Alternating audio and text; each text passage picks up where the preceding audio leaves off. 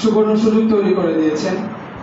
আসলে আমাদের স্বাভাবিক একটা রীতি হলো যে বিরতির সময়গুলোতে আমরা একটু তাফরীহ করার চেষ্টা করি। অনেকদিন পড়াশোনা হয়, এখন বাড়িতে যাব, তো ইলমি কোনো কাজ করার তেমন একটা মানসিকতা থাকে না।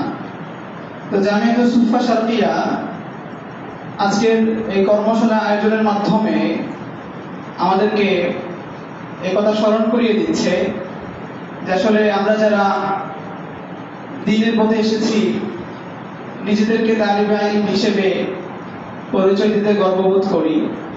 যদিও হাকিকি অর্থে এখনো আমরা তালিবে ইলম হতে পারি নাই, কিন্তু নিজেদেরকে তালিবে ইলম পরিচয় দিতে আমরা আগ্রহী। তো তাদেরকে এই বার্তা দেওয়া হচ্ছে যে তালিবে ইলমের জন্য কোনো বিরাম নেই। অর্থাৎ আমরা যে পথে এসেছি এই পথের চাহিদা এত ব্যাপক যে আমার জন্য কোনো বিরামের সুযোগ নেই, আমাকে সর্বদা এই পথেই থাকতে হবে। বিশেষ করে আমরা যদি আমাদের আকাবিরদের হালাত, তাদের যে ওয়াকিআত আছে, ইলমের প্রতি তাদের যে ফানাইয়াত আছে, এটা যদি দেখি তাহলে আমরা আরো বেশি অনুপ্রাণিত হতে পারবো। আমাদের আকাবিরদের মধ্যে এমন অনেকেই আছেন যে ঈদের সময় স্বাভাবিক যে আনুষ্ঠানিকতা আছে অথবা সামান্য যে কাজ আছে এটা শেষ করে উনি ওনার চিরাচরিত যে কাজ মুতালা এবং ইলমি অন্যান্য কাজে ব্যস্ত হয়ে পড়েন। নিকটবর্তী শেখ আব্দুল ফাত্তাহ আবু বকর রাহিমাহুল্লাহর কথা আমরা জানতে পারি, এবং আমাদের আকাবির দেওবন্দের অনেকেই আছেন। এবং আমরা যে প্রতিষ্ঠানে আছি জামিয়া সুফার সম্মানিত সদর আমাদের উস্তাদ, আমাদের শেখ, আমরা তাকেও দেখেছি যে সময়কে কিভাবে কাজে লাগাতে হয় এবং বিরতির সময়গুলোকেও মূল্যবান মনে করা। বিশেষ করে যেই সময় সবাই গাফলতিতে থাকে ওই সময়টাকে বেশি সুবর্ণ সুযোগ মনে করে কাজে লাগানো। তো এই জন্য জামিয়া সুফা শারকিয়া বগুড়াকে অন্তঃস্থল থেকে কৃতজ্ঞতা আদায় করছি যে তারা আমাদের জন্য এমন একটা সুবর্ণ সুযোগ তৈরি করে দিয়েছে। বিশেষত এমন একটা বিষয় তারা আমাদের জন্য একটা কর্মশালার আয়োজন করেছেন যেটা আমাদের জন্য অত্যন্ত গুরুত্বপূর্ণ। আমরা এখন বাড়িতে যাব, তো আমরা যে প্রসিদ্ধ আয়াত সম্পর্কে জানি, আউযু বিল্লাহি মিনাশ শাইতানির রাজীম, বিসমিল্লাহির রহমানির রহিম, ফালাউলা নাফারা মিন কুল্লি ফিরকাতিন মিনহুম তাইফাতুন লিয়াতাফাক্কাহু ফিদ-দীন ওয়া লিয়ুনযিরু কওমাহুম ইযা রাজাউ ইলাইহিম লাআল্লাহুম ইয়াহদারুন। তো এই আয়াতের আমরা সবাই জানি দুটো দাবি। একটা হচ্ছে যে নাফা, ঘর থেকে বের হতে হবে দ্বীনের জন্য। আরেকটা হচ্ছে ইনদাম, ওয়া লিয়ুনযিরু কওমাহুম ইযা রাজাউ ইলাইহিম লাআল্লাহুম ইয়াহদারুন। তো ইনজারের একটা সুযোগ হচ্ছে এখন। আমরা কয়েক মাস কিছু পড়াশোনা করেছি, অনেক কিছু জানতে পেরেছি। তো এই যে জেনেছি, আমি অনেক কিছু জেনেছি, এটা ইনজারের অথবা তাবলীগের অন্যতম একটা সুযোগ হচ্ছে এখন। কিন্তু আমরা যখন আমাদের মুসলমান ভাইদেরকে বিভিন্ন বিষয় জানাতে যাব তখন অত্যন্ত দুঃখ এবং ভারাক্রান্ত হৃদয়ে আমরা অনুভব করব যে আসলে আমি তো তাদেরকে নামাজের কথা বলবো, সে তো ইসলামের মাঝেই নেই। তাকে নিয়ে বিভিন্ন ফিরকা, বিভিন্ন মতবাদ টানাটানি করছে, অর্থের প্রলোভন দিয়ে, সেবার প্রলোভন দিয়ে বিভিন্নভাবে তাকে গুমরাহ করার চেষ্টা করছে। তো এই জন্য আমাদের সচেতনতা দরকার। আমার মুসলমান ভাই যেন বাতিল কোন ফিরকার খপ্পরে না পড়ে যায়, এই জন্য আমাদেরকে বুদ্ধিবৃত্তিক ভাবে সমৃদ্ধ হওয়া দরকার।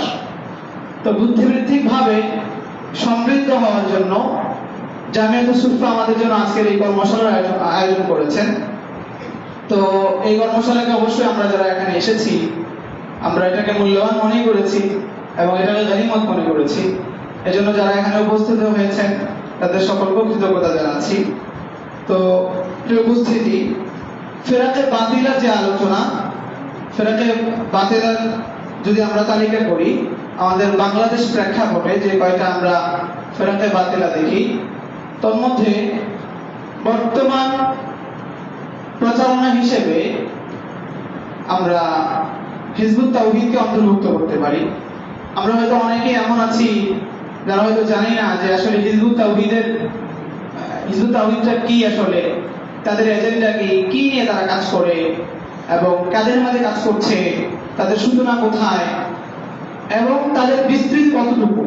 অনেকে হয়তো জানি না, অনেকে জানি, তো অথচ আমাদের এই বিষয়ে জানা দরকার ছিল, কারণ তারা বেশ সক্রিয় রয়েছে।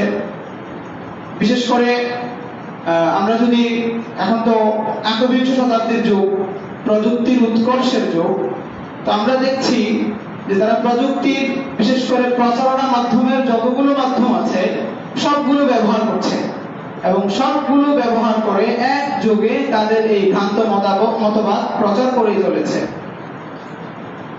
এই জন্য আমরা যারা নিজেকে দ্বীনের পাসবান মনে করি অথবা দ্বীনের পাসবান হিসেবে, মুহাফিজ হিসেবে গড়ে তুলতে চাই, তো আমাদের দায়িত্ব যেভাবে এই দ্বীনের সহিহ এবং সঠিক ব্যাখ্যা সম্পর্কে জানা, সহিহ মালুমাত অর্জন করা, অপরদিকে আমাদের সালবি একটা দায়িত্ব হলো, দিফামূলক দায়িত্ব হলো, দ্বীনের ব্যাপারে কেউ যদি কোনো গুমরাহি ছড়াতে চায়, কোনো বিভ্রান্তি ছড়াতে চায়, এই সম্পর্কে নিজেদের সচেতন হওয়া এবং উম্মাহকে সচেতন করা।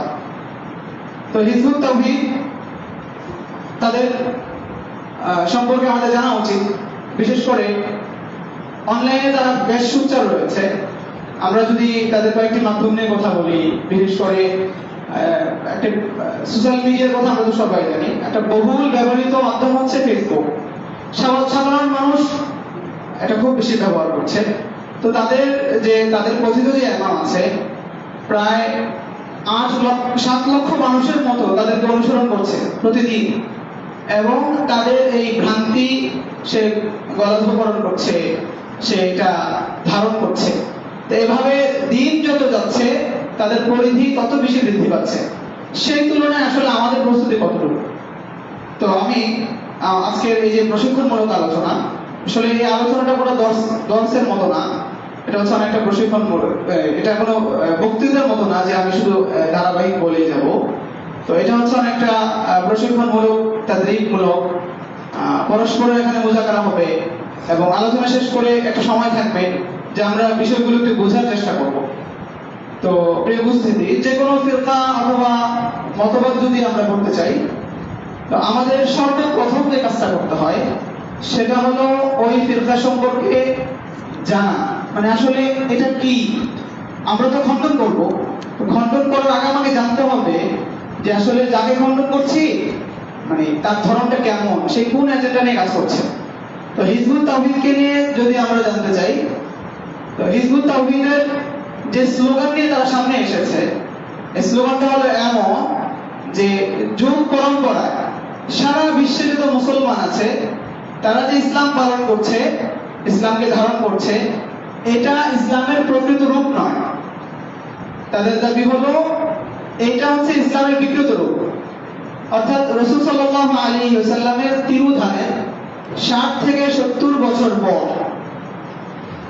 মূল ইসলাম হারিয়ে গেছে, মূল ইসলাম বিকৃত হয়ে গেছে। সুতরাং ওই 60 থেকে 70 বছর পর থেকে অদ্যাবধি, অথবা তাদের যে প্রবর্তক আসবে সামনে, আমরা তার জীবনী তুলে ধরবো, বাইজিদ পন্ডির আগ পর্যন্ত ইসলাম বিকৃত ছিল এবং উনি এসে ইসলামকে উদ্ধার করেছেন, ইসলামের সঠিক কাঠামো উনি আবিষ্কার করেছেন। তাদের এটা হচ্ছে অনেক বড় একটা স্লোগান যে আমরা যে দীর্ঘদিন ধরে ইসলাম পালন করছি, এই ইসলামটা আসলে সঠিক ইসলাম না, এটা হচ্ছে বিকৃত ইসলাম।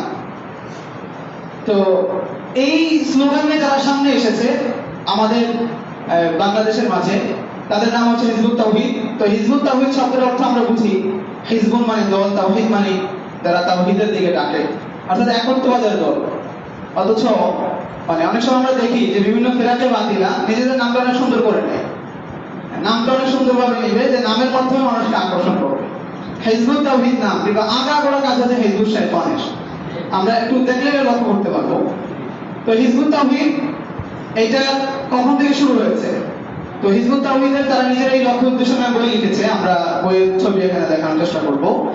তো হিজবুত তাওহীদ এটা শুরু হয়েছে 1995 সনের 16 ফেব্রুয়ারি টাঙ্গাইল জেলার করটিয়ায়। এটা তাদের ওয়েবসাইটেও তারা এটা লিখেছে। তো মাঝখানে বলে রাখছি, এই হিজবুত তাওহীদ 1995 থেকে শুরু হয়েছে। তো এই সংগঠনটির ব্যাপারে আমরা যে বাংলাদেশে আছি, এই বাংলাদেশের যে অবস্থায় থাক না কেন সাংবিধানিক, তো এই সাংবিধানিক দিক থেকে এই দলটির ব্যাপারে বাংলাদেশের অবস্থান কি? তো উইকিপিডিয়া তথ্য মতে হিজবুত তাওহীদ বাংলাদেশ ভিত্তিক একটি ধর্মভিত্তিক সংগঠন, যারা বাংলাদেশের আইন শৃঙ্খলা বাহিনী কর্তৃক জঙ্গি সম্পৃক্ততার অভিযোগে কালো তালিকাভুক্ত, অর্থাৎ তাদের নামে জঙ্গি সম্পৃক্ততা আছে এবং বাংলাদেশের যে সাংবিধানিক নিয়ম আছে এই নিয়ম অনুসারে এরা নিষিদ্ধ দল। 2008 সালে আইন শৃঙ্খলা বাহিনীর তালিকায় কালো তালিকাভুক্ত হয় সংগঠনটি। 2014 সালের 13 নভেম্বর বাংলাদেশ সরকারের মন্ত্রী পরিষদ বিভাগ থেকে সংগঠনটিকে কালো তালিকাভুক্ত করা হয়। তো এই হিজবুত তাওহীদের আসলে সূচনা কিভাবে হয়েছে, এটার প্রবর্তক কে অথবা প্রতিষ্ঠাতা কে? তো আমরা যদি হিজবুত তাওহীদের ইতিহাস শুরু করি, হিজবুত তাওহীদের নাম আছে, একটা হচ্ছে হিজবুত তাওহীদের চিন্তা, যে ইসলাম, বর্তমান ইসলাম আমরা পালন করছি এটা বিকৃত, এই চিন্তার ইতিহাস না, বরং হিজবুত তাওহীদ নামক যে সংগঠন আছে এদের ইতিহাস যদি আমরা পর্যালোচনা করি তাহলে দেখি যে হিজবুত তাওহীদের প্রতিষ্ঠাতা ছিলেন জনাব মোহাম্মদ বায়েজিদ খান পন্নী। তার পিতার নাম ছিল মোহাম্মদ মেহেদি আলী। উনি টাঙ্গাইলের পন্নী পরিবারে 1925 সালে জন্ম হয়। তার শিক্ষা জীবন যে কোনো ফিরকার যারা প্রবর্তক হন তাদের শিক্ষা জীবন কেমন কেটেছে এবং বিশেষ করে উনি কার কার চিন্তায় প্রভাবিত হয়েছেন, এই দুটো বিষয় আমাদেরকে খুব গুরুত্বপূর্ণ, আমাদেরকে লক্ষ্য রাখতে হবে। তাহলে উনি যে সামনে নব আবিষ্কৃত বিভিন্ন মত বলবেন, আসলে এই মতটা উনি প্রভাবিত হয়ে বলেছেন না নিজে আবিষ্কার করেছেন, এটা আমরা বিশ্লেষণ করতে আমাদের জন্য খুব সহজ হবে। তো ওনার শিক্ষা জীবনে শুরু হয়েছে রোকেয়া উচ্চ মাদ্রাসায় টাঙ্গাইলের। 2 বছর মাদ্রাসায় পড়েছেন। এরপর তিনি HM ইনস্টিটিউশনে ভর্তি হয়েছেন। 1942 সনে ম্যাট্রিকুলেশন পাস করেছেন, ম্যাট্রিক পাস করেছেন। এরপর সাদাত কলেজে কিছুদিন অতিবাহিত করে ভর্তি হন আমাদের যে আমরা যে বগুড়ায় আছি বগুড়ার আদিল হক কলেজে উনি হয়েছেন, ভর্তি হয়েছেন। সেখানে প্রথম বর্ষ শেষ করেছেন। এরপর কলকাতার ইসলামিয়া কলেজে ভর্তি হয়ে সেখানে উনি উচ্চ মাধ্যমিক সম্পন্ন করেছেন। তো এই যে তার শিক্ষা ব্যবস্থার কথা বললাম, এটাকে আসলে আমরা নিজেরা তার ব্যাপারে আরোপ করেছি, তার তিনি নিজেই বলেছেন। তো শিক্ষা ব্যবস্থা নিয়ে মোহাম্মদ বায়েজিদ খান পন্নী একটা বই লিখেছেন। বইয়ের নাম হলো ঔপনিবেশিক ষড়যন্ত্রমূলক শিক্ষা ব্যবস্থা। এই বইয়ের শেষের দিকে ইমামুজ্জামান, তাদের কথিত যে ইমামুজ্জামান আছে, জামানার ইমাম আছে, তার পড়াশোনার একটা এখানে বিবরণ দেওয়া হয়েছে, আমরা কিছুটা দেখতে পাচ্ছি। এখানে লেখা আছে মাননীয় ইমামুজ্জামান জনাব মোহাম্মদ বায়েজিদ খান পন্নী করটিয়া টাঙ্গাইলের ঐতিহ্যবাহী পন্নী পরিবারে জন্মগ্রহণ করেছেন। 1925 সালের 11 মার্চ উনি জন্মগ্রহণ করেছেন। শিক্ষা জীবন শুরু করেছেন রোকেয়া উচ্চ মাদ্রাসায় এবং সেখানে উনি 2 বছর পড়ার পরে পড়েছেন। এরপর HM ইনস্টিটিউশনে যার নামকরণ করা হয়েছিল ইমামুজ্জামানের দাদা মোহাম্মদ আলী খান পন্নীর নামে, তো এখান থেকে উনি প্রথম বর্ষ পড়েন, দ্বিতীয় বর্ষ পড়েছেন কলকাতা বিশ্ববিদ্যালয়ের অধীনে 1942 সনে। তো সেখানে প্রথম বর্ষ শেষ করে দ্বিতীয় বর্ষ কলকাতা ইসলামিয়া কলেজে ভর্তি হন, যা বর্তমানে মৌলানা আবুল কালাম আজাদ কলেজ নামে পরিচিত। তো এটা আমরা যে ওনার শিক্ষা জীবনে যে তথ্য পেশ করেছি এটা ওনার বই থেকে নেওয়া হয়েছে। এখন এটা ওনার শিক্ষা দীক্ষার ব্যবস্থা ছিল। আমরা যদি উনি আসলে আমরা যে হিজবুত তাওহীদ বর্তমানে যে ফিরকা নামে চিনি, উনি যে ফিরকা প্রচার করে চলেছেন, আসলে এটা উনি কিভাবে লাভ করলেন? এটা কি এমন যে ওনার আবিষ্কৃত, অথবা আমরা যদি বলি যে উনি যে বিভ্রান্ত হলেন, এই বিভ্রান্তিটা সূত্রপাত কোথায়? তো পন্নী সাহেব যে কারণে বিভ্রান্ত হয়েছেন, উনি যখন কলকাতায় গিয়েছেন, তো ওই সময়ে হিন্দুস্তানের মাঝে আমরা দেখি যে ভারত বিভক্তি যেটাকে বলি, যেখান থেকে পাকিস্তান হয়েছে, তো এবং ব্রিটিশ বিরোধী যে আন্দোলন হয়েছে, তো ওই আন্দোলনই ছাত্র বয়সে জড়িয়ে যান।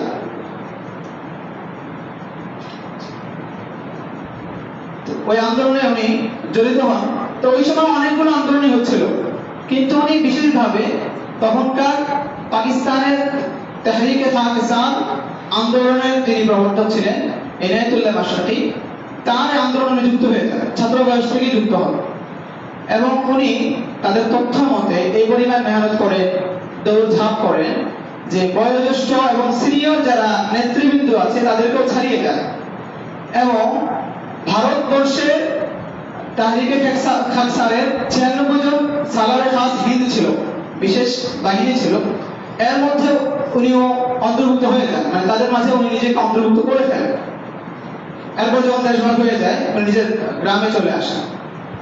এরপর যখন তাহরিকে খাকসা একসময় এনায়েতুল্লাহ মাশরিকি তাহরিকে খাকসাকে বিলুপ্ত ঘোষণা করে, তো যখন বিলুপ্ত ঘোষণা করা হয় তো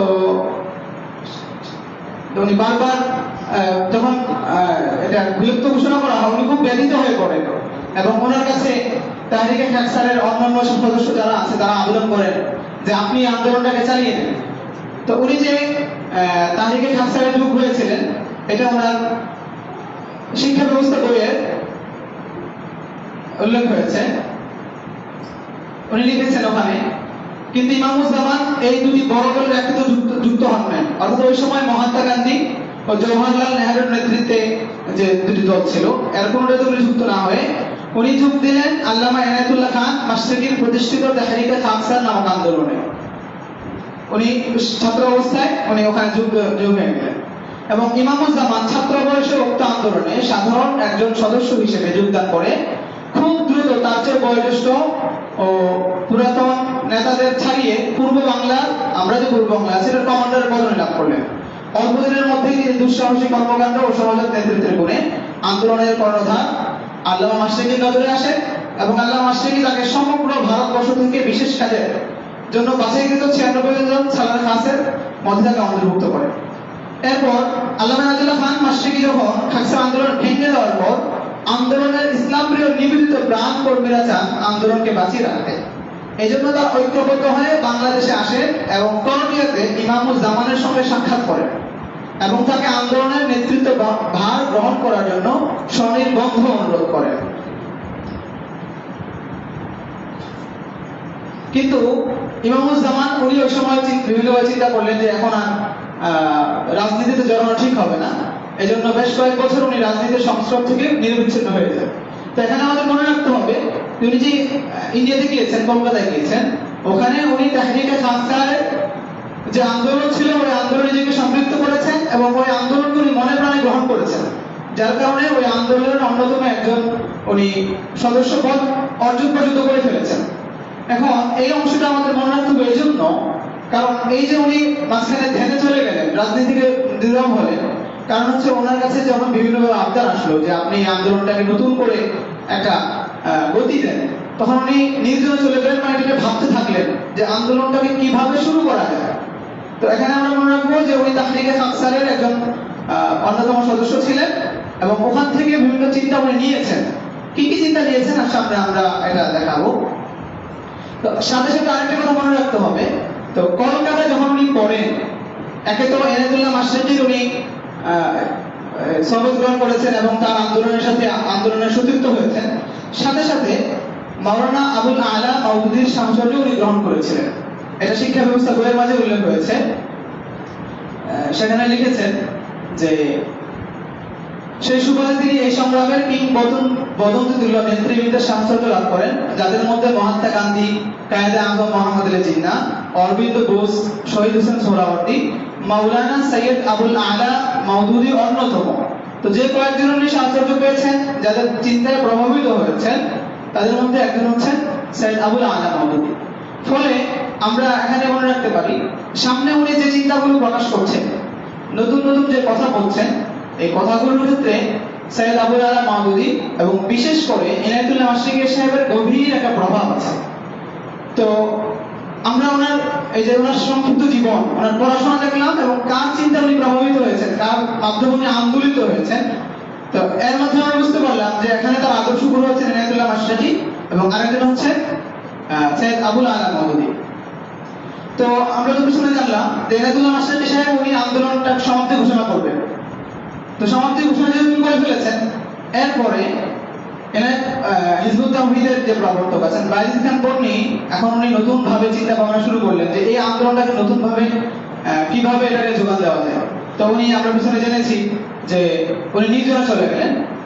এরপর উনি মাশরিকি সাহেবের যে চিন্তা আছে এটাকে সামান্য পরিমার্জন করে শিরোনাম ভিন্ন দিয়ে, আগে ছিল তাহরিকে খাকসা, এখন উনি নাম দিলেন হিজবুত তাওহীদ। এইভাবে উনি 1995 সনে হিজবুত তাওহীদ নামক একটা মতবাদের দাঁড় করান এবং নিজেকে দাবি করেন লিডার অফ টাইম, ইমামুজ জামান নামে নিজের নাম দেন। এবং আমরা যার কারণে দেখি হিজবুত তাওহীদের যারা নেতা হয় অথবা প্রধান হয় তাদের সবার একটা উপাধি থাকে, তারা হচ্ছে ইমামুজ জামান হয়ে থাকে। তো সময়ে সবগুলো পড়া আসলে একটু মুশকিল। মাঝখানে বলে রাখি, উনি যে ইসলামের এতদিন ধরে দাবি করছেন যে ইসলাম বর্তমানে যেটা আমরা পালন করছি এটা হচ্ছে বিকৃত রূপ, সঠিক রূপ সেটা যেটা উনি আবিষ্কার করেছেন। কিন্তু আমরা তার পড়াশোনার মাঝে, তার কর্মপন্থার মাঝে যদি লক্ষ্য করি, তাকে দেখি না যে উনি ট্র্যাডিশনাল ভাবে কোনো কিছু করেছেন, উনি ট্র্যাডিশনাল আলেম ছিলেন না। এবং আরো দুঃখজনক ভাবে লক্ষ্য করা যায়, বর্তমান যে তাদের ইমাম আছে জনাব হুসাইন মোহাম্মদ সেলিম, শুদ্ধভাবে সে কোরআন শরীফকে পড়তে পারে না। আপনি যদি তার কোরআন শরীফ তিলাওয়াতটা শুনেন দেখবেন যে ওখানে অনেক ভুল আছে। তো সে এমন একটা বিষয় দাবি করছে, ইসলাম নিয়ে দাবি করছে, কিন্তু ইসলামের একাডেমিক তার কোনো পড়াশোনা নেই, কোরআন নিয়ে তার কোনো একাডেমিক পড়াশোনা নেই। পড়াশোনা না করে সে এমন কোরআন বিষয়ে নতুন নতুন ব্যাখ্যা হাজির করছে, হাদিসের বিষয়ে বিকৃত করছে এবং নতুন নতুন ব্যাখ্যা হাজির করছে। পাশাপাশি সে ছিল আসলে একজন হোমিওপ্যাথিক চিকিৎসক। তার নিজের বই লেখা, শিক্ষা ব্যবস্থা বই লেখা আছে যে তার বিশেষ অর্জনের মধ্যে লেখা আছে চিকিৎসা, তিনি ছিলেন একজন প্রখ্যাত হোমিওপ্যাথ চিকিৎসক, অর্থাৎ তার পেশা ছিল হোমিও চিকিৎসা, সে একজন ডাক্তার। তো এখন যেহেতু সে একটা নতুন মতবাদ হাজির করেছে, আর নতুন মতবাদের ক্ষেত্রে মানুষকে আকর্ষণ করার জন্য বেশ কিছু বিষয় দরকার। তার মধ্যে অন্যতম হলো যে এমন কিছু কাল্পনিক দাবি করতে হবে যে কাল্পনিক দাবির প্রতি মানুষ আকর্ষণ বোধ করবে। তো আমরা দেখি যে জনাব বায়েজিদ খান কর্ণী হিজবুত তাওহীদের প্রতি মানুষকে আকর্ষণ করার জন্য নতুন নতুন দাবি করেছেন। উনি এমন দাবিও করেছেন যা একজন সাধারণ মানুষের সাথে কখনো যায় না। উনি নিজের ক্ষেত্রে মুআজিজার দাবি পর্যন্ত করেছেন। যেমন তার একটা বই আছে, আমাদের এখানে আছে, হিজবুত তাওহীদের বিজয় ঘোষণা, আল্লাহর মুআজিজা, হিজবুত তাওহীদের বিজয় ঘোষণা। তো এই বইয়ে উনি দাবি করেছেন যে আল্লাহ, এখানে আমরা বইটার পিকচার দেখতে পাচ্ছি, উনি ওখানে এক জায়গায় লিখেছেন যে ইমামুজ জামান বলেছেন হিজবুত তাওহীদের জন্মের পর থেকেই এ পর্যন্ত আল্লাহ তাআলা ছোট বড় বহু অলৌকিক ঘটনা ঘটিয়েছেন। এখানে উনি অলৌকিক বাংলা শব্দ ব্যবহার করেছেন। এবং যদি আমরা ওই বইয়ের ভূমিকাটা পড়ি, ওই ভূমিকা তাদের পক্ষ থেকে লেখা হয়েছে, তারা ওখানে লিখেছে অন্যায় অশান্তিতে পরিপূর্ণ পৃথিবীর অস্থির ও সংঘাতময় পরিস্থিতি থেকে মানব জাতিকে উদ্ধার করার একমাত্র পথ আল্লাহর সত্যদের প্রতিষ্ঠা। এই বিরাট কাজের জন্য আল্লাহর মনোনয়নপ্রাপ্ত একজন নেতা অপরিহার্য, যাকে আল্লাহ তার সংগ্রামের পথে সাহায্য করবেন। এরপরে বলা আছে এই দিন আল্লাহ কয়েকটি মুআজিজার মাধ্যমে সত্যায়ন করলেন যে হিজবুত তাওহীদ তার মনোনীত দল। আল্লাহ তাআলা কয়েকটি মুআজিজার মাধ্যমে এটা সত্যায়ন করছেন যে হিজবুত তাওহীদ আল্লাহর মনোনীত দল এবং এর ইমাম জনাব মোহাম্মদ বায়েজিদ খান কর্ণী তার মনোনীত ইমাম, অর্থাৎ এই জামানার ইমাম। আল্লাহ আরো ঘোষণা করলেন তিনি এই আন্দোলনের মাধ্যমে সারা দুনিয়ায় তার দ্বীনুল হক প্রতিষ্ঠিত করবেন। যেহেতু দীর্ঘ সময় ধরে 1300 বছর ধরে দিন বিকৃত হয়ে আছে, আর হক দিন তিনি পেয়েছেন, আল্লাহ তাআলা মুআজিজার মাধ্যমে এটাকে প্রতিষ্ঠিত করবেন। আমরা একটু সামান্য চিন্তা করলে বুঝি, বিভিন্ন জায়গায় পরিষদ বলেছেন যে আমি অধমের মাধ্যমে আল্লাহ তাআলা এই কাজটা নিয়েছেন, মানে তিনি মানুষ। তো আমরা মুআজিজা সম্পর্কে যাদের একটু ধারণা আছে, আমরা জানি মুআজিজা কোনো মানুষ প্রাপ্ত হয় না, এটা আল্লাহর পক্ষ থেকে যারা নবী এবং রাসূল হন। মুআজিজা মানে আলামুল খারিক লিল আদা, তো এটা সাধারণ মানুষ প্রাপ্ত হন না, এটা নবী প্রাপ্ত হন।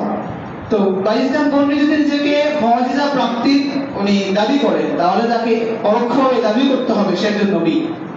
কিন্তু নবী দাবি করলে তো মানুষ নিবে না, মানুষ খাবে না, কারণ এটা মানুষ জানে যে আখির নবী হযরত মুহাম্মদ মুস্তাফা সাল্লাল্লাহু আলাইহি ওয়াসাল্লাম।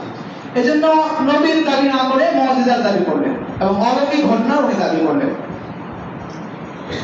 তো এই হিজবুত তাওহীদ উনি তখন দাবি করলেন যে মুআজিজার মাধ্যমে আল্লাহ তাআলা এটাকে সত্যদের প্রতিষ্ঠা করেছেন। এখন এই হিজবুত তাওহীদটা আসলে উনি কিভাবে পেয়েছেন? একটা সওয়াল হয়, প্রশ্ন হয়, যেটাকে আপনি নিজে আবিষ্কার করেছেন, আপনি যে ইসলামকে সঠিক দাবি করছেন আসলে এটা কিভাবে আসলো? দীর্ঘ 1300 বছর ধরে কেউ পায়নি, আপনি হঠাৎ করে কোথা থেকে পেলেন? একটা প্রশ্ন জাগে না আমাদের? তো প্রশ্ন জাগে, আসলে কৌতূহল জাগে, হিজবুত তাওহীদের এই সূচনাটা কিভাবে হলো? বায়েজিদ খান কর্ণী উনি হিজবুত তাওহীদের যে সূচনা বয়ান করেছেন, অত্যন্ত একা হাস্যকর, অথবা আমরা চিন্তা করতে পারি যে মানুষ কত স্থূল কথাবার্তা করতে পারে। এবং তার যে দাবিগুলো আছে আমরা শেষে দেখাবো যে অনেক দাবি আছে স্ববিরোধী, পুরো এক বক্তব্য আরেক বক্তব্যের সাথে সাংঘর্ষিক। তো হিজবুত তাওহীদের উনি একটা কাল্পনিক সূচনা সাজিয়েছেন। উনি দাবি করেছেন হিজবুত তাওহীদ নামে উনি যা প্রচার করছেন এটা আল্লাহর পক্ষ থেকে সরাসরি ওনাকে ইলকা করা হয়েছে, ইলহাম করা হয়েছে। নাউযুবিল্লাহি মিন যালিক। মানে সরাসরি আল্লাহর পক্ষ থেকে পেয়েছেন। কিভাবে পেয়েছেন? ইলহামের মাধ্যমে পেয়েছেন। যেমন উনি ওনার একটা বই লিখেছেন ইসলামের প্রকৃত রূপরেখা। যেহেতু আমরা যে ইসলাম পালন করছি এটা বাতিল, তাহলে ওনাকে একটা প্রকৃত রূপরেখা দিতে হবে। তো ওই প্রকৃত রূপরেখা 63 নম্বর পৃষ্ঠায়, এই যে এটা বই, তার এটা হচ্ছে বাইজিদ খান পন্নী লিখিত বই। তো ওখানে উনি বলেছেন হিজবুত তাওহীদের প্রতিষ্ঠার মাত্র 1 বছরের মধ্যে রহমানুর রহিম যে কর্মসূচি তার রাসূলকে তার উম্মাহর জন্য দিয়েছিলেন সেটা অলৌকিক ভাবে এই সংগঠনকে দিয়ে একে ধন্য করেছে। অর্থাৎ রাসূল যেটা পেয়েছেন সেটা 1300 বছর থেকে পায় নাই, হারাই ফেলছে। হঠাৎ করে অলৌকিক ভাবে উনি কি করেছেন? পেয়ে ফেলেছেন, এবং এটা 1 বছরের মধ্যে পেয়েছেন। তার মানে হচ্ছে শুরুতে উনি পান নাই, আস্তে আস্তে কি করেছেন? পেয়েছেন। মানে এই চিন্তাগুলো ওনাকে আসলে যদি এটা আল্লাহর পক্ষ থেকে হতো শুরুতে দাবি একটাই হতো, ভিন্ন রকম হতো না। তাই 1 বছরের মধ্যে পেয়েছেন, মানে শুরুতে উনি পান নাই, শুরুতে উনি গুমরা ছিলেন, পুরো আল্লাহ তাআলা তাকে দিয়েছেন। তার 2 নম্বরটা আরেক জায়গায় লিখেছেন ইসলামের প্রকৃত রূপরেখার 50 নম্বর পৃষ্ঠায় বলেছেন যে দীর্ঘ 1300 বছর এই উম্মাহকে এই পবিত্র কর্মসূচি থেকে মাহরুম বঞ্চিত রাখার পর আল্লাহ তাআলা দীর্ঘ 1300 বছর এই উম্মাহকে সঠিক ইসলাম থেকে মাহরুম রেখেছেন। নাউযুবিল্লাহ। রহমানুর রহিম আল্লাহ তার অসীম করুণায় তার দেয়া কর্মসূচির পরিচয় ইলহামের মাধ্যমে আমার হৃদয়ে নাযিল করেছেন। অর্থাৎ ইলহামের মাধ্যমে নিজে কি করেছেন? নাযিল করেছেন। 3 নম্বর যে ইলহামের দাবি করেছেন এটা আল্লাহর পক্ষ থেকে উনি অলৌকিকভাবে পেয়েছেন। তিনি ইসলামের রূপরেখা, প্রকৃত রূপরেখা 64 নম্বর পৃষ্ঠায় বলেছেন যে শেষে একটা দোয়াতে বলেছেন, ইয়া আল্লাহ, তোমার অপার করুণায় তুমি হিজবুত তাওহীদকে যেমন তোমার নিজের তৈরি কর্মসূচি দিয়ে ধন্য করেছো। তাহলে এখানে বলা হচ্ছে তোমার নিজের তৈরি কর্মসূচি দিয়ে ধন্য করেছো, অর্থাৎ আল্লাহর পক্ষ থেকে এটা প্রাপ্ত হয়েছে। তো হিজবুত তাওহীদের সূচনা যে ইতিহাস, এই বক্তব্যগুলো পড়লে আরো অনেক বক্তব্য আছে যে এটা ইলহামের মাধ্যমে প্রাপ্ত হয়েছে, সবগুলো তো দেখানো সম্ভব না। তো এই সিদ্ধান্তে আমরা আসি যে উনি দাবি করছেন যে এটা উনি আল্লাহর পক্ষ থেকে পেয়েছেন, অর্থাৎ এটা কারো থেকে উনি নেন নাই। এটা ওনার বক্তব্য, ওনার কোথাও এই কথা বলা নাই, সব জায়গায় উনি বলেছেন যে ইলহামের মাধ্যমে প্রাপ্ত হয়েছে, কারো থেকে উনি নেন নাই। মানে আমাদের খুবই আসলে আশ্চর্য হতে হয়। এরপরে আরেকটা বইয়ের মধ্যে উনি বলেছেন যে জ্ঞান বলতে 2 প্রকার, অর্জিত জ্ঞান, অর্পিত জ্ঞান। তো সেখানে অর্পিত জ্ঞানের কথা বলেছেন যে আল্লাহ তাআলা তাকে ইলমে লাদুনের মাধ্যমে এই হিজবুত তাওহীদকে দিয়েছেন। যেমন তার বই হচ্ছে এই জাতির পায়ে লুটিয়ে পড়বে বিশ্ব। এই বইয়ের উনি 43 নম্বর পৃষ্ঠায় এটা আলোচনা করেছেন যে আল্লাহ তাআলা আর মহান আল্লাহ যে জ্ঞান সরাসরি দান করেন, যেটাকে ইলমে লাদুনী বলে, সেটা হলো অর্পিত জ্ঞান। মহামান্য ইমামুজ্জামানকে মহান আল্লাহ উভয় জ্ঞানে দান করেছেন, অর্থাৎ ইলমে লাদুনী তাকে দান করা হয়েছে। তো এরপরে আবার আরেক জায়গায় লিখেছেন এই জাতির পায়ে লুটিয়ে পড়বে বিশ্ব, এর মধ্যে এক কথা লিখেছেন যে এটা আল্লাহ তাআলা তাকে দিয়েছেন। দুসরা কথা হলো যে তার দাবি হলো যে এটা আল্লাহ তাআলা তাকে ইলকা করেছেন, ইলহাম করেছেন, মুআজিজার মাধ্যমে এটাকে সত্যায়ন করবে। কিন্তু আমরা যদি তার শিক্ষার যে ইতিহাসটা আছে এটা যদি লক্ষ্য করি, আমরা দেখেছি যে তাহরিক খাকসারের সাথে সম্পৃক্ত ছিল। তো আশ্চর্যের বিষয় হলো তার যে গুরু আছেন, আদর্শ গুরু ইনায়েতুল্লাহ মাশরিকি সাহেব সেম দাবি করেছেন। ওনারও দাবি ছিল যে দীর্ঘ 1300 বছর ধরে উম্মাহ বিভ্রান্তিতে ছিল, ইসলাম বিকৃত ছিল, একমাত্র উনি ইসলামকে পেয়েছেন। এর আগে কেউ ইসলাম সম্পর্কে জানতে পারে না, 70 বছর ইসলাম বিকৃত হয়ে গেছে। ইনায়েতুল্লাহ মাশরিকি সাহেবের বইগুলো আমাদের কাছে আছে, সংক্ষিপ্ত কারণে সেটা দেখানো হচ্ছে না। তো আমরা দেখলাম যে ইনায়েতুল্লাহ মাশরিকি সাহেব সেম দাবি করেছেন যে এটা উনি আল্লাহ থেকে ইলহামের মাধ্যমে প্রাপ্ত হয়েছে। বাইজিদ খান পন্নী এই দাবি করছেন যেটা আল্লাহর পক্ষ থেকে ইলহাম হয়েছে, মুআজিজার মাধ্যমে আল্লাহ তাআলা এটাকে সত্যায়ন করছেন। কিন্তু বাইজিদ খান পন্নী এই যে দাবি, তার দাবি হলো এটা আল্লাহর পক্ষ থেকে পেয়েছেন।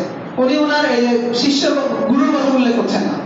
আসলে মানে এই সামান্য এই বিষয়টা যে কোনো একজন গবেষক অথবা অনুসন্ধিৎসু পাঠক যদি সামান্য একটু খোঁজ খবর নেন তাহলেই দেখতে পারেন যে আসলে হিজবুত তাওহীদ যে দাবি করছে এটা তার নিজের দাবি না, বরং এটা তো তার আগে তার উস্তাদ দাবি করেছে।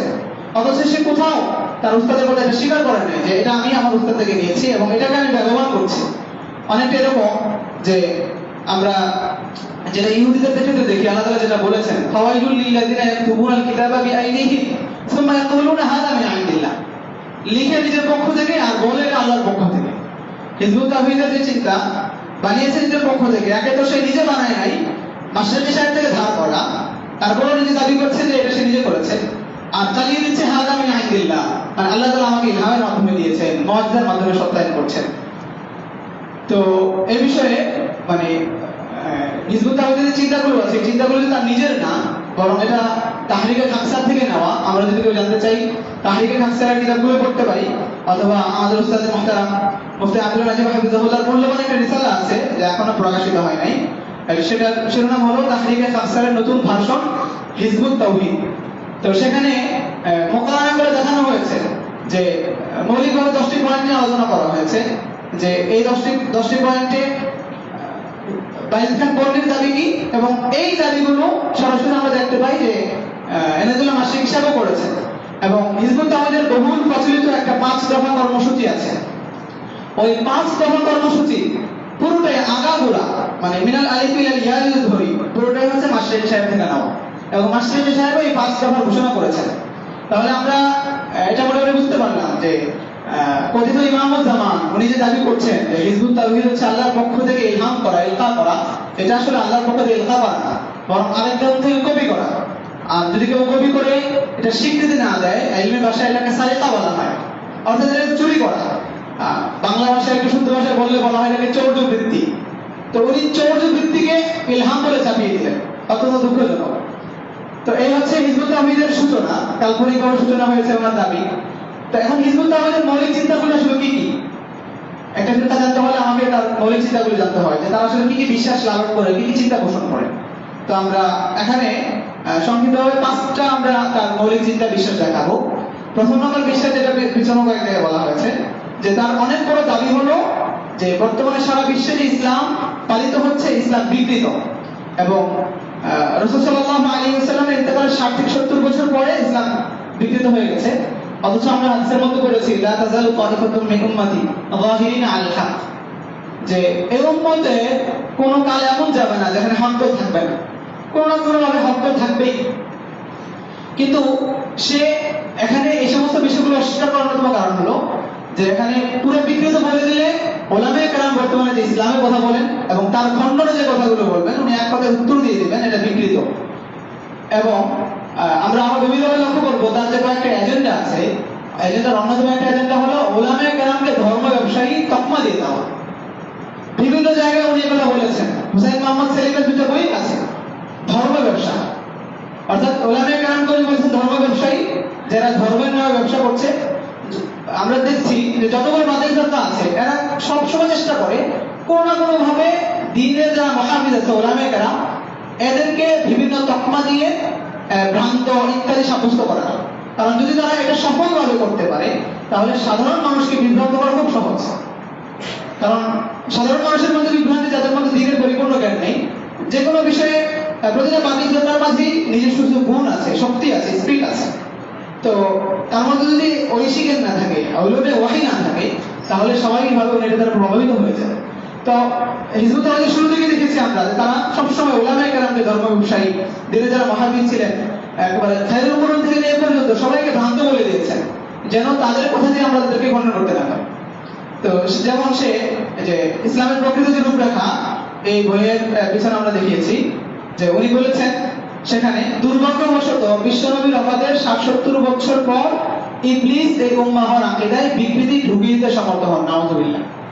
মানে 60-70 বছর পরে ইসলাম আর ইসলাম থাকে নাই, ইবলিসের ইসলাম হয়ে গেছে, যার ফলে এই জাতি আল্লাহর রাস্তায় জিহাদ ও 5 দফা কর্মসূচি দুটোই ত্যাগ করে ইসলাম ও উম্মত মুহাম্মদী দুটো থেকে বহিষ্কৃত হয়ে গেল। এরপরে আরেকজন লিখেছেন, অর্থাৎ তার প্রকৃত উম্মাহ পৃথিবীতে থাকবে 60-70 বছর, তারপর যেটা থাকবে সেটা নামে মাত্র উম্মতে মুহাম্মদী, সেটা প্রকৃত উম্মতে মুহাম্মদী নয়। তার আরেকটি বই আছে যুগ সন্ধিক্ষণে আমরা, এটা বাইজিদ খান বন্ডি নিজে লিখেছেন। তো সেখানে উনি দাবি করেছেন আল্লাহর রাসূল 1400 বছর আগে যে ইসলামের যে শেষ সংস্করণটি মানব জাতিকে উপহার দিয়েছিলেন সেটি, এবং বর্তমানে আমরা যে ইসলাম বলে পরিচিত দিনটি পালন করছি, এই দুইটি যে শুধু ভিন্ন নয়, একেবারে বিপরীতমুখী দুটি পথ, তা দেখাতে সংক্ষেপে মাত্র 22টি প্রমাণ উপস্থাপিত করলাম।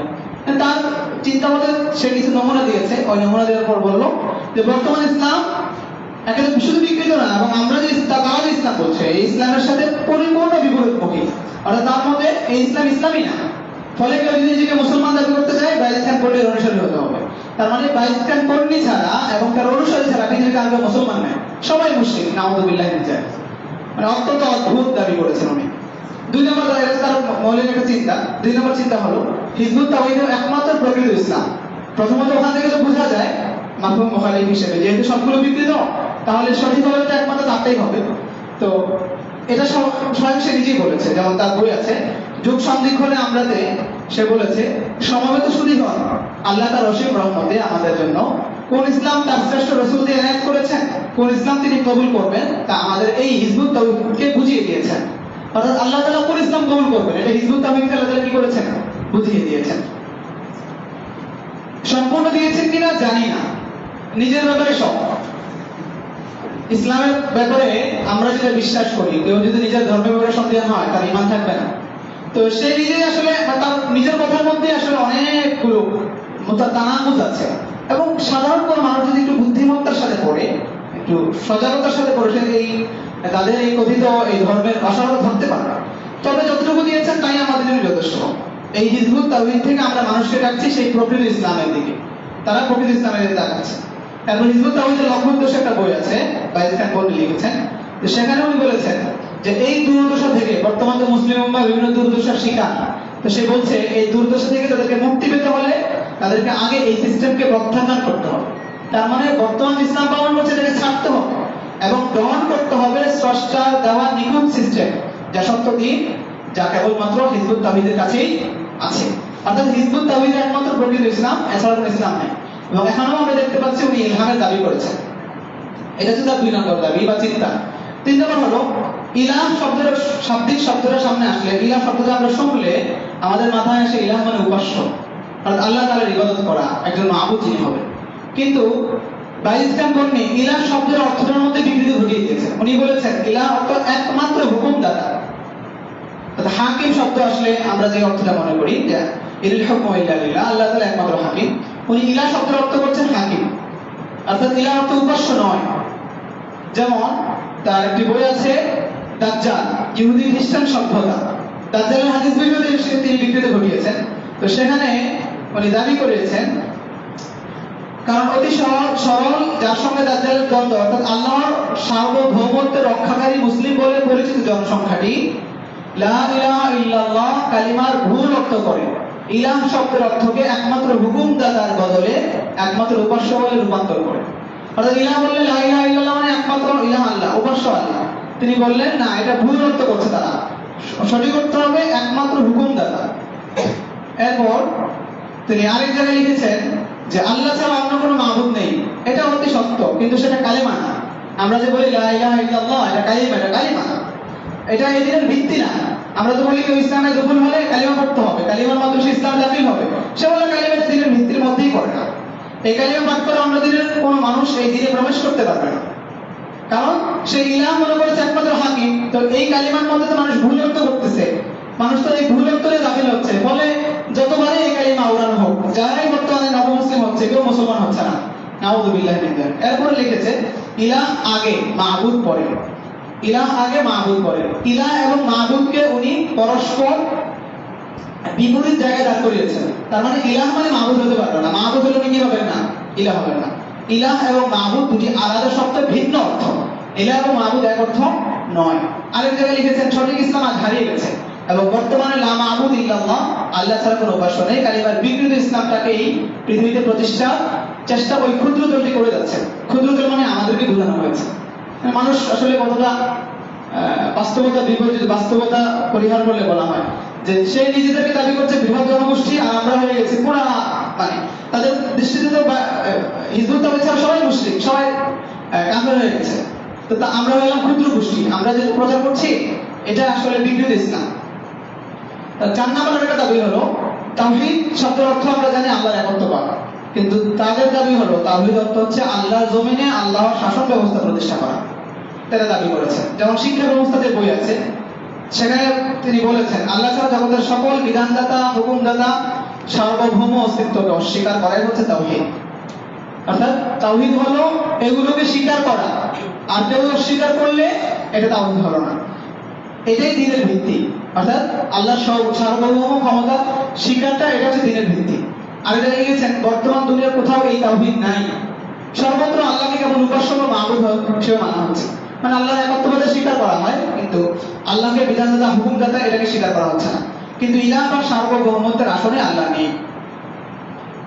এরপরে তিনি ইসলামের প্রকৃত রূপরেখা বইয়ের মধ্যে বলেছেন, তারা বুঝতো না যে আল্লাহকে যতই বিশ্বাস করা হোক, ব্যক্তিগতভাবে যতই কঠিন ইবাদত করা হোক, যতই তাকওয়া করা হোক, জাতীয় জীবন আল্লাহর দেওয়া দিন, আইন কানুন, দণ্ড বিধি, অর্থনীতি দিয়ে পরিচালিত না হলে সেটা আল্লাহর তাওহীদ হবে না। অর্থাৎ যদি আল্লাহ তাআলার বিধান যেগুলো আছে সেগুলো প্রয়োগ করা না হয়, তাহলে এটা আর তাওহীদ হবে না। 5 নাম্বার তাদের আরেকটা বড় একটা চিন্তা হলো, আমরা যে ইসলামের পরে যে বিধানটা পালন করি সেটা হচ্ছে ইকামুস সালাহ, নামাজ কায়েম করা। তো আমরা নামাজকে আল্লাহ রাব্বুল আলামিনের অন্যতম একটা ইবাদত হিসেবে দেখি, কিন্তু তাদের দাবি হলো নামাজ হচ্ছে জিহাদের একটা প্রশিক্ষণ প্রক্রিয়া মাত্র। নামাজ এটা কোনো ইবাদত না, এটা হচ্ছে একটা ট্রেনিং। ফন্দি সাহেব তিনি তার একটা বই আছে মুমিন মুসলিম ও উম্মত মুহাম্মদের আকীদা, এই বইয়ে উনি 8 নম্বর পৃষ্ঠায় লিখেছেন, গ নাম্বার, ঐক্যবদ্ধ সুশৃঙ্খল ও সুশিক্ষিত জাতি ও বাহিনী ছাড়া কোনো সংগ্রাম, সশস্ত্র সংগ্রাম সম্ভব নয়। তাই ঐক্য ও শৃঙ্খলার শিক্ষা প্রক্রিয়া হলো সালাত। অর্থাৎ নিজেদের ঐক্য ধরে রাখতে হবে। তার ঐতিহাসিক একটা বাস্তবতা আছে যেটার মধ্যে নামাজের মধ্যে যুদ্ধের ট্রেনিং দেওয়া হয়, এই চিন্তা উনি করেছেন। তিনি বলেন যে এই ঐক্য শৃঙ্খলা ধরে রাখার জন্য নামাজকে একটা প্রশিক্ষণ প্রক্রিয়া রাখা হয়েছে, যে নামাজের মাধ্যমে সেই প্রশিক্ষণটা নিবে কিভাবে ঐক্য ধরে রাখতে হয়। তার মানে নামাজ বলেছেন, কিন্তু সালাত নামাজ উদ্দেশ্য নয়, উদ্দেশ্য অর্জনের প্রক্রিয়া মাত্র। সালাত এটা ইবাদত মাকসুদা না, এটা হচ্ছে গায়রে মাকসুদা, এর মাধ্যমে প্রশিক্ষণটা হচ্ছে মূল। এরপর ওনার আরেকটা বই আছে প্রকৃত সালাহ, উনি একটা বই লিখেছেন যে প্রকৃত সালাহ নামে, সালাহ বলেন উনি। তো সেখানে উনি দাবি করেছেন সালাতের উদ্দেশ্য কি। বিশ্বনবী আল্লাহর নির্দেশে যে উম্মাহ জাতি গঠন করলেন, যে জাতিটাকে একটা জাতি না বলে একটা সামরিক বাহিনী বলাই সঠিক হয়। অর্থাৎ উনি পুরো ইসলামটাকেই চিন্তা করেন, সামরিক ভাবে চিন্তা করেন যে ইসলাম একটা সামরিক ইসলাম হবে, ফলে নামাজটা এটা সামরিক একটা প্রশিক্ষণ হবে। তো উনি বললেন যে এই জাতিটাকে একটা জাতি না বলে সামরিক বাহিনী বললেই সঠিক হয়। সেই জাতির আকীদাতে সালাতের উদ্দেশ্য ও সঠিক অর্থ ছিল, অর্থাৎ সেই জাতির সেই বাহিনীর একজন হতে গেলে যে চরিত্রের প্রয়োজন, সেই চরিত্র গঠনের প্রশিক্ষণ হচ্ছে এই সালাত। যেহেতু এটা একটা সামরিক জাতি হবে এবং এই জাতি নিজেকে যদি সামরিকের একজন সৈনিক হিসেবে নিজেকে প্রতিষ্ঠিত করতে চায়, তাহলে সে সালাহের মাধ্যমে প্রশিক্ষণ নেবে। তার মানে সালাত হচ্ছে প্রশিক্ষণ অর্জনের প্রক্রিয়া। এবং প্রকৃত সালার বই আরেক জায়গায় বলেছেন, সালাতের মুখ্য উদ্দেশ্য হচ্ছে সুশৃঙ্খল নেতার আদেশ পালনে আগুনে ঝাঁপ দিতে তৈরি দুর্দর্শ অপরাজয় যোদ্ধার চরিত্র সৃষ্টি। তো আরো কিছু বক্তব্য এখানে আছে, সময় সংক্ষিপ্ত। তো এই 5টি মৌলিক বিশ্বাস, যে এই চিন্তাগুলো আমরা যদি সামান্য একটু ভাবি, তাহলে আমরা বুঝতে পারি যে আসলে এগুলো প্রথমত সবচেয়ে বড় যে দাবি, যে দীর্ঘ 1300 বছর ধরে ইসলাম বিকৃত হয়ে গেছে। তো যিনি এই দাবি করেছেন, এই দাবি যে অসান, এই দাবি যে ভ্রান্তিতে ভরপুর, তো এটা প্রমাণ করার জন্য আসলে খুব বেশি প্রয়োজন নেই, খুব বেশি দলিলের প্রয়োজন নেই। এবং দলিল বিষয়ে কেউ যদি জানতে চান তাহলে বেশ কিছু বিষয় রিসালা আছে, এগুলো দেখতে পারবেন। তো আলোচনার দিকে যাচ্ছি না। তো এই চিন্তাগুলো মূলত যে 5টা চিন্তা আমরা বললাম এখানে, এই পুরো 5টা চিন্তা উনি নিয়েছেন মাশরাফি সাহেব থেকে। এগুলো ওনার নিজের কোনো এখানে ক্রেডিট নেই, পুরোটা নিয়েছেন মাশরাফি সাহেব থেকে, যেটা উনি কখনো হাওলা দেন নাই এবং এটা স্বীকার করেন নাই যে আসলে হিজবুত তাওহীদ আরেকজন থেকে ধার করা। এটা অত্যন্ত পরিতাপের বিষয়। আসলে উনি মানুষকে হয়তো একটু বোকাই মনে করেন যে শ্রেষ্ঠ জ্ঞানী হয়তো উনি, কেউ হয়তো আমার এই গোমরগুলো খুঁজে বের করতে পারবে না। তো হিজবুত তাওহীদের এটা হচ্ছে মৌলিক 5টি চিন্তা, যা স্পষ্ট ভ্রান্ত আমরা বুঝতে পারছি। এছাড়াও হিজবুত তাওহীদের বেশ কিছু আরো ভ্রান্ত চিন্তা আছে, যেমন কোরআনের অনেক আয়াতের অপব্যাখ্যা আছে, হাদিসের বিকৃতি আছে। দাজ্জালের হাদিস সম্পর্কে তার চিন্তা হলো দাজ্জাল নামে কোনো ব্যক্তি আসবে না, এবং এটা কোনো জাত না, বরং এটা বর্তমানে ইহুদি খ্রিস্টানের যে সভ্যতা আমরা দেখি, এটাকে দাজ্জাল বলা হয়েছে। ইবনু সৈয়দের হাদিস আমরা অনেকেই জানি, তো ইবনু সৈয়দ নিয়ে হাদিসে তার বিকৃতি আছে।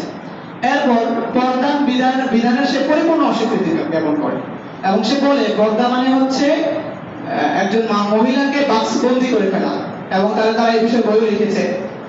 এবং আমরা আরেকটা বিষয় যদি লক্ষ্য করি, বিভিন্ন বাদিকার ফেতনা হয়, তারা মানুষের প্রবৃত্তির সাথে মিলিয়ে বেশ কিছু দাবির চেষ্টা করে। তারা চেষ্টা করে যে মানুষকে এমন কিছু দেওয়া যাবে না যা তার নফসের সাথে মিলবে না, তার নফসিয়াতের সাথে মিল রেখে, তার খায়তের সাথে মিল রেখে রাখে। বিশেষ করে এই যে নারী ইস্যু আমরা দেখি, যে নারী ইস্যুটাকে যদি হাইলাইট করা যায়, তো এর মাধ্যমে অনেকে এখানে আকর্ষণ করা যাবে। তাদের অন্যতম একটা বিষয় হচ্ছে নাচ গান, এটা হালাল। আরেকটা হচ্ছে ভাস্কর্য নির্মাণ হালাল। জিহাদ নিয়ে বেশ কিছু অভিনব দাবি করেছেন এবং জিহাদের ইতিহাস উনি বিকৃত করেছেন। উনি বলেছেন ৭৭ বছর পর থেকে আর সঠিক কোনো জিহাদ হয় নাই। এরপর ধর্ম ব্যবসার শিরোনামে ওলামা বিদ্বেষ এবং হিজবুত তাওহীদের সকল সদস্যদের জন্য উনি জান্নাত নিশ্চিত করেছেন। নাউযুবিল্লাহি মিন যালিক। উনি বলেছেন হিজবুত তাওহীদের যারা সদস্য হবে সবার জন্য জান্নাত কি নিশ্চিত। অনেকটা এমন, আমরা কিছুক্ষণ আগে খ্রিস্টবাদের আলোচনা শুনেছি। তো খ্রিস্টবাদের আলোচনার ইতিহাস যদি আমরা দেখি, একটা সময় দেখবো যে পোপ যারা ছিলেন তারা জানাজার টিকিট বিক্রি করতেন, অর্থাৎ টাকার মাধ্যমে আমাদের যে পাপ আছে সব কিনে ফেলতেন। তো আমরা দেখছি যে হিজবুত তাওহীদের সাথে এই চিন্তার মিল আছে। হিজবুত তাওহীদের যারা সদস্য হবে তাদের জান্নাত নিশ্চিত করে দিচ্ছেন। এরপরে তো হিজবুত তাওহীদের এই যে মৌলিক কয়েকটি চিন্তা বিষয় জানলাম এবং তাদের ভ্রান্তিও অনেক রয়েছে। তো হিজবুত তাওহীদের আসলে সবিরোধী কিছু বক্তব্যও আছে। একটা ব্যক্তি সে যে চিন্তা পোষণ করে, যে আকীদা লালন করে, এটা সঠিক হওয়ার অন্যতম দলিল হলো যে সে কথা বলবে, সঠিক বলবে, তার কথার মধ্যে কোনো পরস্পর সংঘর্ষ থাকবে না এবং তার সংঘর্ষগুলো এমন যে আপনি চাইলে এটাকে মিল করতে পারবেন না। হয়তো কেউ বলতে পারে কোরআনের অনেক আয়াত তো জাহেরের সাথে তাআরুদ, সেটা তাআরুদ না, এটা হচ্ছে আমার জানার কমতি। কিন্তু তার আমরা যদি মুফতি শফি রাহিমাহুল্লাহকে তাহরিকে খাকসারের আন্দোলনের এনাতুল মাশরিক হিসেবে যে চিন্তা লালন করেছেন, এই চিন্তাগুলো নিয়ে বিশ্লেষণ করতে ওনাকে হুকুম দেওয়া হয়েছিল, দায়িত্ব দেওয়া হয়েছিল। তো উনি এনাতুল মাশরিক হিসেবে কিছু চিঠি লিখেছেন যে আপনার এই চিন্তাগুলো আমাদের বুঝে আসছে না, আমাদের কাছে মনে হচ্ছে কোরআন সুন্নাহ খেলাফ। আপনার পক্ষ থেকে এখানে কোনো আত্মপক্ষ সমর্থন আছে কিনা, যেন এমন না হয় যে আমরা আপনার বক্তব্য ভুল বুঝতেছি, আপনার কাছে হয়তো কোনো অন্য কোনো ব্যাখ্যা আছে, কিন্তু উনি কোনো ব্যাখ্যা দিতে পারেন না। ফলে ওনার মৌলিক বিভ্রান্তিগুলো তুলে ধরা হয়েছে। তো ওনার এই বক্তব্যের ক্ষেত্রে এটা যে আসলে ওনার এখানে এটার কোনো সঠিক ব্যাখ্যা বের করা অসম্ভব। যেমন রাসূল সাল্লাল্লাহু আলাইহি ওয়াসাল্লামের অন্যতম একটা বৈশিষ্ট্য হলো যে রাসূল সাল্লাল্লাহু আলাইহি ওয়াসাল্লাম রাহমাতুল লিল আলামিন, জগতের জন্য রহমত স্বরূপ। তো এটা তার একটা বই আছে মুমিন মুসলিম মুহাম্মদের আকিদা, ওই বইয়ের 19 নম্বর পৃষ্ঠায় বলেছেন বিশ্বনবীর উপর আল্লাহর দায়িত্বকে যারা মাঝ পথে স্তব্ধ করে দিয়েছিলেন তারা আল্লাহর দ্বারা বিশ্বনবীর উপাধি রাহমাতুল লিল আলামিনকেও পূর্ণ হতে দেন নাই। অর্থাৎ আল্লাহর রাসূল উনি রাহমাতুল লিল আলামিন পরিপূর্ণ হতে পারেন নাই। ওই বইয়ের 19 নম্বর পৃষ্ঠায় এটা বলা আছে। অথচ তাদের যে আরেকটা বক্তব্যে স্পষ্ট দেয়া আছে যে তাদের একটা ওয়েবসাইট আছে, সেখানে একটা প্রবন্ধ আছে। ওই প্রবন্ধের মধ্যে উল্লেখ হয়েছে তৃতীয়ত মক্কা বিজয়ের দিন তিনি পরম শত্রুকে ক্ষমা করে দিলেন, তারপর তিনি বেলাল রাদিয়াল্লাহু আনহুকে কাবার উপরে উঠিয়ে আযান দেওয়ালেন। সেই বেলাল কোন বেলাল? সেই কুরাইশদের যারা অত্যাচারিত নিপীড়িত বেলাল, যার কোনো অধিকার ছিল না, বিনোদনের অধিকার ছিল না, যাকে জন্তুর মতোই ব্যবহার করা হতো। সেই কৃতদাস বেলালকে তিনি কাবার উপর উঠালেন, উঠিয়ে প্রমাণ করে দিলেন মানুষ ঊর্ধ্বে মানবতা, মানবতাকে সর্বোচ্চ আসনে ওঠানোর জন্যই তিনি এসেছিলেন। এই জন্যই আল্লাহ তার উপাধি দিয়েছেন রাহমাতুল লিল আলামিন, বিশ্ব জগতের জন্য তিনি রহমত। তো একটু আগে একটা বক্তব্য দেখলাম যেখানে রাসূল পূর্ণ রাহমাতুল লিল আলামিন হতে পারেন না, আর তারা আরেক জায়গায় লিখেছে যে ওই সময় রাসূলের জামানাতেই উনি রাহমাতুল লিল আলামিন হয়ে বসে আছেন। কারণ আবু বেলাল রাদিয়াল্লাহু আনহু তিনি মানবতা জাহির করেছেন, তো মানবতা জাহির করার মাধ্যমে উনি ওই সময় রাহমাতুল লিল আলামিন হয়ে গেলেন। এটা হচ্ছে তাদের দ্বিচারিতায় পূর্ণ একটা বক্তব্য। দুই নম্বর হচ্ছে পুরো মানব জাতির ক্ষেত্রে তারা মুশরিক, এই কথা এক জায়গায় দাবি করেছেন। যেমন এই ইসলামী ইসলাম নয়, সেখানে দাবি করেছে আমি সম্পূর্ণ জাতিকে মুশরিক ও কাফের কখনোই বলছি না। অথচ পিছনে আমরা একটা বক্তব্য করেছি যে ইসলাম হচ্ছে প্রকৃত ইসলাম হিজবুত তাওহীদের ইসলাম, এছাড়া যারা আছে সবাই শিরকে লিপ্ত। কিন্তু এই জায়গায় 323 নম্বর পৃষ্ঠায় দাবি করছেন সম্পূর্ণ জাতিটিকে উনি মুশরিক বলছেন না, বলছেন বৃহত্তর সংখ্যাগরিষ্ঠের কথা। তাহলে বৃহত্তর সংখ্যাগরিষ্ঠের ক্ষেত্রে প্রশ্ন হবে যে বৃহত্তর সংখ্যাগরিষ্ঠ কারা? এমন যে মুসলমান নামে যারা বৃহত্তর আছে তারা মুশরিক, আর ইহুদি খ্রিস্টান নামে অন্য যারা আছে তারা মুসলমান, এটা বুঝাচ্ছে নাকি ইসলাম ছাড়া যারা আছে সবাই মুশরিক হবে আর মুসলমান যেটা বর্তমান প্রচলিত ধর্ম আছে এরা ইসলাম এরা মুসলমান হবে? তো এটা বললে তো আপনার এই নতুন ধর্ম আবিষ্কার করার মতো আপনার প্রয়োজন ছিল না। মানে বলছেন কিয়ামত পর্যন্ত একটা জামাত বা ফিরকা সত্যের উপর অটল থাকবে। সে নিজে কথা স্বীকার করলো যে কিয়ামত পর্যন্ত সবসময় একটা দল কি থাকবে, হকের উপর থাকবে। অথচ হিজবুত আমরা তার দাবি দেখেছি যে দীর্ঘ রসুলের ইন্তেকালের 60-70 বছর পর থেকে 1300 বছর পর্যন্ত ইসলাম বিকৃত ছিল। তো ইসলাম যদি বিকৃতই হয়ে থাকে তাহলে একটা দল কিভাবে আবার সঠিক হলো? যদি একটা দল সঠিক মানে তাহলে বলতে হবে যে 1300 বছর ধরে ইসলাম বিকৃত ছিল না, বরং ইসলামের একটা সঠিক কাঠামো ছিল। তাহলে সঠিক কাঠামো থাকলে হিজবুত তাওহীদের আর জন্মের কোনো প্রয়োজন হয় না। তো এই ধরনের তার বেশ কিছু বিপরীতমূলক বক্তব্য আছে। সর্বশেষে আমরা দেখব যে হিজবুত তাওহীদের ব্যাপারে আমাদের আকারের দিগন্ত অথবা উলামায়ে কেরাম আসলে কি চিন্তা পোষণ করেন, তাদের মৌলিক আসলে ভ্রান্তিগুলো যদি আমরা এক কথায় বলতে চাই কি কি ভ্রান্তি আছে। তো হিজবুত তাওহীদের ইতিহাস যদি আমরা পর্যালোচনা করি তাহলে দেখতে পাবো হিজবুত তাওহীদের নতুন কোনো মতবাদ না, বরং এটা হচ্ছে তাহরিকে খাকসরের একটা নতুন ভাষণ, অথবা আমরা যদি আমাদের অঞ্চলে বলি এটা বাংলা ভাষণ। আগেটা ছিল উর্দু ভাষণ, এটা একটা বাংলা ভাষণ তৈরি করেছেন। তো যেহেতু চিন্তা আকীদা অনেকটা কাছাকাছি, এজন্য উলামায়ে কেরাম এবং আকাবের দ্বিমত এ নিয়ে অনেক কাজ করেছেন এবং অনেকগুলো ফতোয়া আছে তাদের। তো সবার ফতোয়া বলা মুশকিল। একটু আগে আমি বলেছিলাম যে মুফতি শাফি রাহিমাহুল্লাহ উনি মাশরিকি তাহরিকে খাকসরের ফিতনা নিয়ে উনি কাজ করেছেন। তো উনি এই প্রসঙ্গে ওনার একটা কথা বলেছেন, मुतला में इसका भी इत्तेमाम हो कि गर्द पेश के मकालात और ख्यालात से खाली ज़हन होकर देखा जाए। সাধারণত কোন ফিরকা যখন রদ করি তো রদের আন্দাজটাই মাথায় বেশি থাকে, কখনো তার একটা ভালো কথাও মনে হচ্ছে যেটা ঠিক না। তো মুতালার ক্ষেত্রে ওনাকে দিক নির্দেশনা দেওয়া হয়েছে যেন তাকে রদ করার ক্ষেত্রে একটু নিরপেক্ষভাবে রদ করা হয়, তার কোনো ভালো কথা থাকলে সেটাও যেন রদ না করা হয়। जिन इबारतों में कोई तावील वो बाइद ही हो सके उसमें तावील करके नजरअंदाज किया जाए। তার যে সমস্ত কথাগুলো ব্যাখ্যা করা যায় যদিও দূরবর্তী ব্যাখ্যা হোক, ব্যাখ্যা করার চেষ্টা করতে হবে। তো এই চিন্তা থেকে তাকে নিয়ে মেহনত করেছেন এবং মাশরিক আল ইসলাম নামে যে কিতাব লেখা হয়েছে, এইভাবে উনি তাদের চিন্তাগুলো বিশ্লেষণ করে মৌলিক তিনটা তাদের ভ্রান্তির কথা বলেছেন। একটা হচ্ছে তাদের অনেক বড় ভ্রান্তি হলো ইসলামের অকাট্য বিধানকে অস্বীকার। ইসলামের অনেক অকাট্য জরুরিয়াত এবং মুতাওয়াতিরের মাধ্যমে প্রমাণিত অনেক বিধানকে তারা অস্বীকার করেছে। দুই নম্বর, ইসলামের অকাট্য বিষয়ের বিকৃতিমূলক ব্যাখ্যা, যেটা মানে আমরা কাতরাই, যেখানে কোনো ব্যাখ্যার সুযোগ নেই এমন অনেক বিষয় তারা বিকৃতি করেছে। তিন নম্বর, ইসলামের অকাট্য বিধানের তুচ্ছ তাচ্ছিল্য করা। তো এই তিনটা সমস্যা যদি কোনো দলের মধ্যে পাওয়া যায়, এই দলের শরীয়ত হুকুম কি হবে এটা আমরা সহজেই বুঝতে পারছি। যার কারণে তাদের এই ব্যাপারে উলামায়ে কেরাম তানবীহ করেছেন এবং তাদের কুফরির ব্যাপারে সতর্ক করেছেন। তো এই হচ্ছে হিজবুত তাওহীদের মোটামুটি একটা পরিচয় আমরা জানলাম। প্রথমত হিজবুত তাওহীদের সূচনা কখন হয়েছে, এরপর হচ্ছে হিজবুত তাওহীদের প্রবর্তক কে ছিলেন বাইজিদ খান কর্ণী, এবং বর্তমান হিজবুত তাওহীদের কথিত ইমাম হচ্ছেন হুসাইন মোহাম্মদ সাঈদ। তার জন্ম হচ্ছে 1972 সনে, তারপরে হচ্ছে নোয়াখালীর সোনাইমুড়িতে। তো তিনিও জেনারেল ব্যাকগ্রাউন্ডে পড়াশোনা করেছেন। পড়াশোনা করার পরে ঢাকায় এসে উনি কর্ণী সাহেবের বিভিন্ন কথায় আকর্ষিত হয়েছেন এবং বর্তমানে উনি তার জামাতা এবং হিজবুত তাওহীদের এই কথিত এজেন্ডাকে তিনি সামনে নিয়ে যাওয়ার চেষ্টা করছেন। তো পুরো আলোচনা থেকে আমরা মোটামুটি বুঝতে পারছি যে ইসলাম, আমরা যে বর্তমান ইসলাম পালন করছি, এই ইসলাম বিষয়ে হিজবুত তাওহীদের কি ঘৃণা একটা চিন্তাধারা পোষণ করে এবং ইসলামের যারা বর্তমান প্রকৃত প্রচারক যারা আছে তাদের ক্ষেত্রে তারা কি ঘৃণা একটা মানসিকতা লালন করে এবং এভাবে দিনে দিনে তাদের সংখ্যা বেড়েই চলেছে। এই জন্য আমরা যারা নিজেকে দাওয়ার ময়দানে কাজ করাতে চাই, আসলে আমাদের সামনে ফিতনা অনেক বেড়ে গেছে। আমরা প্রসিদ্ধ সহিহ হাদিসে আছে, বাদিলু বিল আমালি হাসানা কা কিতা'আল লাইলিল মুযলিম ইসবিহু আর-রাজুলু মুমিনান ওয়া ইমসি কাফিরা। তো কেউ যদি এই মতবাদে যদি সামান্যভাবে সে যদি সংশয় হয়ে পড়ে অথবা ওখানে প্রবেশ হয়ে যায়, তাহলে সে গতকাল মুমিন ছিল, আজকে সে কাফের হয়ে যাবে। তো হাদিসে সে বাস্তব প্রমাণ আমরা বর্তমানে দেখতে পাচ্ছি যে হিজবুত তাওহীদ তাদের নিজেদেরকে নাম তো অনেক সুন্দর দিয়েছেন, কিন্তু তাদের কর্মকাণ্ডগুলো অনেক ভয়ানক এবং খতরনাক। এই জন্য আমাদের দায়িত্ব হলো যে মুসলিম উম্মাহকে এই বিষয়ে সতর্ক করা, তাদের যে বড় বড় যে চিন্তা বিশ্বাসগুলো আছে, যে ভ্রান্ত এবং কুফরি যে মতবাদগুলো আছে, এইগুলোর বিষয়ে মানুষকে সচেতনতা তৈরি করা, তাহলেই আমরা এই চিন্তার মোকাবেলা করা সম্ভব। এর আগে নিজেকে প্রস্তুত করা, বুদ্ধিবৃত্তিক ভাবে নিজেকে গড়ে তোলা।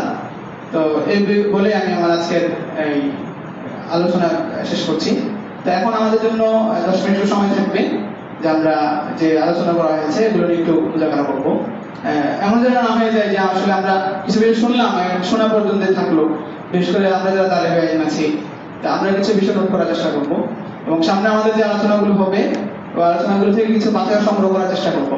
আরবিতে প্রসিদ্ধ একটা শের আছে যে কাইয়িদ উলুমাকা বিল হিবালিল ওয়াসিকা ওয়া মিনাল হামাকাতি আন তাসিলা গাজালাতান ওয়া তাতরুকাহা বাইনাল খালাইকি তালিকা।